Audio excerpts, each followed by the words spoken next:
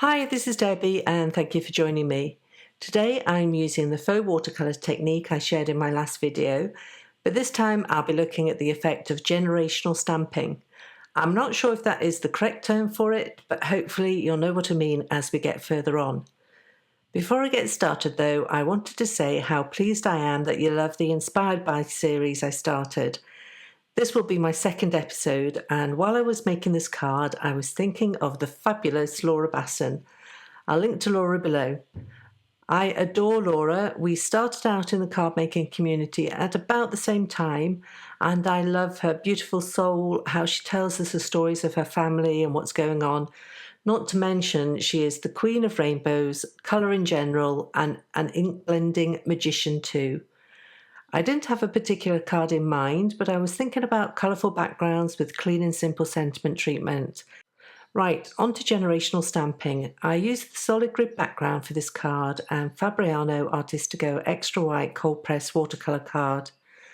I placed the stamp in the MISTI and chose a colourful palette of mini distress inks in the purples and blue hues.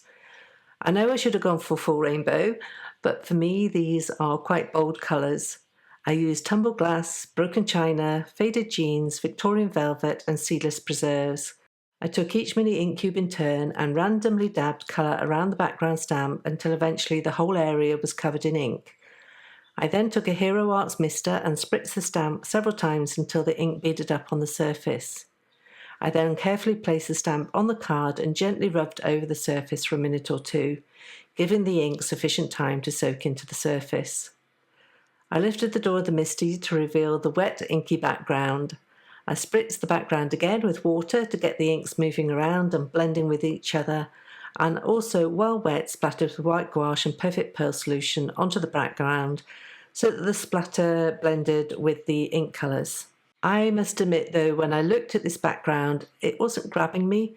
There was too much ink on the card, the colours were all a little too bold for my liking. I thought about redoing it and aiming for a lighter hand, and then I remembered that there was still plenty of ink left on the stamp.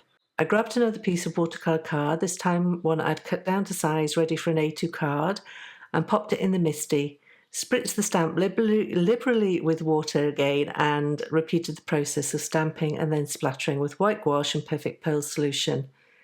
Stamping a second time is known as second generation. I even repeated the process again for a third generation. Looking at these three pieces as they start to dry, and you have the bold, intense colours of the first generation. By the second generation, there has been a significant drop in colour. Then by the third generation, the colours are much lighter and pastel. I left the three backgrounds to dry while I worked on the sentiment strip. I thought the Congrats on a Line die would be a great contrast against the grid background. I cut the die from ivory card to match with the cream colour of the watercolour background.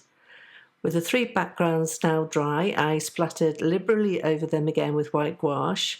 I also freshened up my pot of Perfect Pearls, and to do this I gathered some of the powder on a damp brush and mixed it with a little water to create a sparkly mix.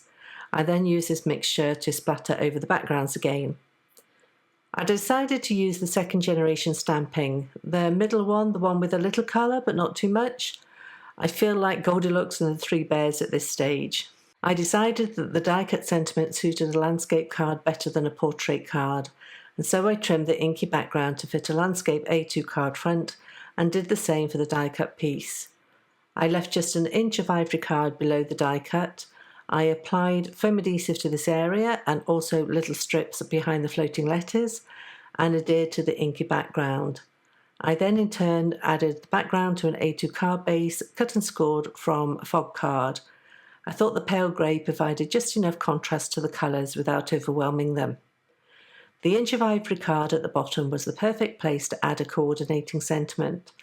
I chose the Virtual Grad set from CZ Design and Sending You a Virtual Hug greeting. I stamped the sentiment in clear embossing ink on black card I treated with anti-static powder and then sprinkled with white embossing powder before heat setting. I trimmed the sentiment with a clear metal edge ruler and a craft knife on a cutting mat and then added the strip to the card front with more foam tape. Finally, I added a trio of clear iridescent sequins held in place with Gina K Connect glue. And that completes this card with a look at generational stamping and also a nod to the fabulous Laura Basson with her clean, colourful style. I'll leave a link to Laura below, as well as links to the supplies I've used today. Also, I'll leave a link to the coordinating post over on my blog. I want to thank you for joining me today, and if you've enjoyed this tutorial, I'd be delighted if you give it a thumbs up and to subscribe to this channel. Thanks, and I'll see you next time.